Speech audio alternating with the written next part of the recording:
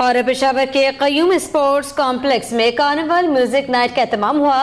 मुल्क भर से आए फनकारों ने सुर बिखेर कर महफिल को चार चांद लगा दिए। शुरका ने रवायती रक्स भी किया। इसी बारे में देखिए सैफ शिरानी की रिपोर्ट।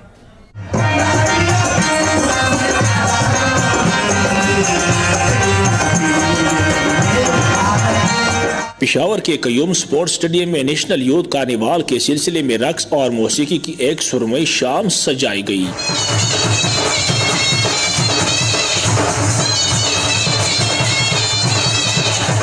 महफिल में सिंधी, कश्मीरी, बलोची और चतराली रक्स ने समा बांधा तो वही पश्तो अतर ने हर किसी को झूमने पर मजबूर कर दिया।